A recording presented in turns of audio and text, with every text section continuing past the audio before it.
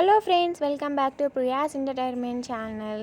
వినాయకునికి చాలా ఇష్టమైన బెల్లం కుడుములు ఎలా చేయాలో చూద్దాం. అంతకుముందు వీడియోలో మనం ఉప్మా రవ్వ ఉండ్రాలు చూసాము అండ్ బెల్లం కుడుములు కూడా చూసాము.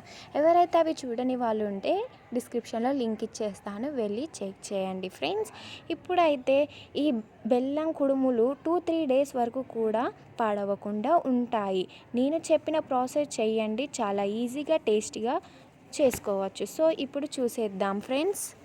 చూసే ముందు ఎవరైతే ఫస్ట్ టైం ప్రియాస్ ఎంటర్టైన్మెంట్ ఛానల్ని విజిట్ అవుతున్నారో please do subscribe, like, share, comment చేయండి friends. Don't forget to click bell icon. First అయితే ఒక ఎండు కొబ్బరి సన్నగా తురుముకోవాలి. 1/2 అవర్ పప్పుని నానబెట్టుకోవాలి. తర్వాత 1 కప్ బెల్లం, 1 కప్ బియ్యం పిండి, ఇలా 4 ఇంగ్రీడియంట్స్తో చాలా ఈజీగా టేస్టీగా చేసేసుకోవచ్చు ఫ్రెండ్స్. ఫస్ట్ అయితే 2 టేబుల్ స్పూన్స్ ఆఫ్ నెయ్యి వేసుకోవాలి. నెయ్యి కరిగిన తర్వాత తురుముకున్న కొబ్బరిని వేసుకొని మంచిగా వేయించుకోవాలి. తర్వాత నానబెట్టుకున్న శనగపప్పుని వాటర్ లేకుండా వేసుకొని 2 మినిట్స్ వరకు దాన్ని మంచిగా వేయించుకోండి. ఇందులో 1/2 కప్పు వాటర్ యాడ్ చేసుకోండి. పప్పు ఉడికేటట్టు కుక్ చేసుకోవాలి. పప్పు ఉడికాక 1 కప్ బెల్లం వేసుకోవాలి. మంటని లో ఫ్లేమ్లో పెట్టి పూర్తిగా బెల్లాన్ని కరగబెట్టుకోవాలి. బెల్లం కరిగాక 1/2 టేబుల్ స్పూన్ ఆఫ్ యాలకుల పొడి వేసుకున్న తర్వాత మనం ఎంత కప్ అయితే బెల్లంని తీసుకుంటున్నామో అదే కప్తోని 1 కప్ బియ్యం పిండి వేసుకొని మంటను లో ఫ్లేమ్లో పెట్టుకొని పూర్తిగా దీన్ని మిక్స్ చేసుకోవాలి. మొత్తం కూడా ఇలా మిక్స్ చేసుకోవాలి.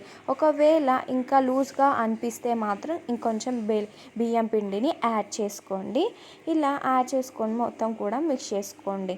తర్వాత ముద్దగా ఫామ్ అయ్యే వరకు మిక్స్ చేసుకోవాలి. తర్వాత స్టవ్ అనేది ఆఫ్ చేసుకొని పక్కన పెట్టుకోండి. కొంచెం సేపు పక్కన పెట్టుకున్నాక అది వేడిగా ఉండదు, బాగా చల్లగా ఉండదు. గోరువెచ్చగా ఉన్నప్పుడు ఇలా రౌండ్గా ముద్దలు చేసుకోవాలి. తర్వాత ఇలా మనం ఇడ్లీ పాత్రలకు నెయ్యి రాసేసుకొని మనం ముద్దగా చేసుకున్న వాటిని అందులో ఇడ్లీ పాత్రలో పెట్టుకోవాలి. నేనైతే ఒక 3 షేప్స్ అయితే చేసి చూపిస్తున్నాను ఫ్రెండ్స్. ఒకటైతే రౌండ్ షేప్, ఇలా స్పూన్తోని ఘాట్లు పెట్టుకోవాలి. ఇలా ట్రయాంగిల్ షేప్ చేసి స్పూన్తోని కూడా ఘాట్లు పెట్టుకోండి. మంచి డిజైన్గా కనిపిస్తుంది, చాలా బాగుంటుంది చూడడానికి, ఇలా ఒక డిజైన్ లాగా.